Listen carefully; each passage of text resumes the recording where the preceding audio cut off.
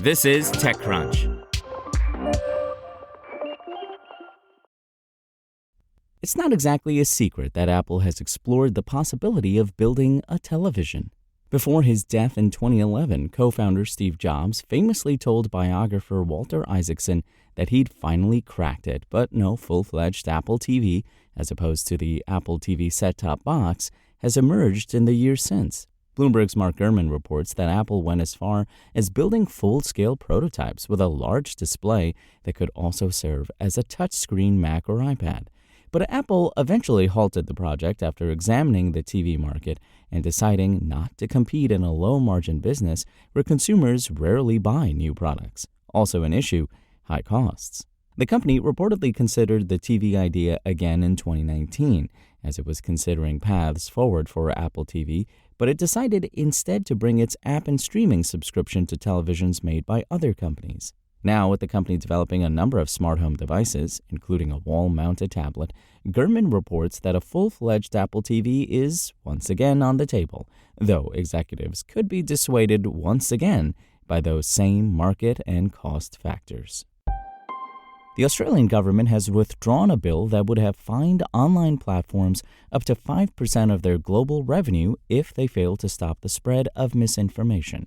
The bill, which was backed by the Labor government, would have allowed the Australian Communications and Media Authority to create enforceable rules around misinformation on digital platforms. In a statement, Communications Minister Michelle Rowland said the bill would have ushered in an unprecedented level of transparency, holding big tech to account for their systems and processes to prevent and minimize the spread of harmful misinformation and disinformation online.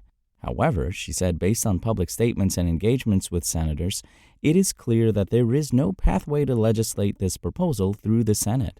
When a revised version of the bill was introduced in September, Elon Musk, the owner of X, formerly Twitter, criticized it in a one-word post, fascists. Shadow Communications Minister David Coleman was a vocal opponent of the bill, arguing that it would prompt platforms to suppress free speech in order to avoid fines. With the bill now seemingly dead, Coleman posted that it was a shocking attack on free speech that betrayed our democracy and called on the Prime Minister to rule out any future versions of this legislation. Rowland's statement, meanwhile, called for Parliament's support on other proposals to strengthen democratic institutions and keep Australians safe online, including legislation targeting deepfakes, enforcement of truth in political advertising for elections, and AI regulation. Prime Minister Anthony Albanese is also pursuing a plan to ban social media for children under 16. Brightcove, a cloud platform that helps businesses manage and monetize video content, is being taken private by Italian technology company Bending Spoons in an all-cash deal valued at $233 million. The transaction prices Brightcove at $4.45 per share, translating to a 90% premium on its 60-day average. Founded out of Boston in 2004, Brightcove develops tools and services for creating, hosting, streaming, marketing, and monetizing video content, with clients including Marriott Hotels, Ford, and Johnson & Johnson. The company, which went public on the NASDAQ in 2012 at $11 per share, hasn't had a fruitful time of late. Its most recent earnings revealed revenues were down 2% on the year previous, while net losses widened by 22%. Brightcove's market cap also hit an all-time low of $72 million earlier this year, though it recently rebounded to a 12-month high of $143 million. All in all, though, the company hasn't had a great time of it with Wall Street. As the board considered the long-term path for Brightcove, we unanimously determined that this transaction represents the best opportunity to maximize the value of the business and deliver compelling, certain, and immediate cash value to our stockholders, Brightcove board chair Diane Hessan said in a statement issued today. Bending Spoons, for its part, is a Bailey Gifford-backed mobile app development company that has become known for various notable acquisitions in recent years. This includes Evernote, which it bought in 2022 before laying off 129 of its employees, and WeTransfer, which it bought back in July, shortly before sacking 75% of its 350 workforce. Elsewhere, Bending Spoons bought popular video app Filmic in 2022 before laying off the entirety of the staff a year later.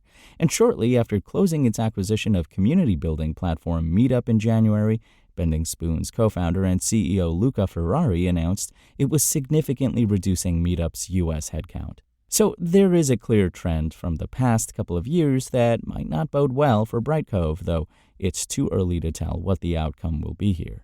This latest acquisition, though, signals Bending Spoon's entry to the enterprise SaaS market and represents its first-ever acquisition of a publicly traded company.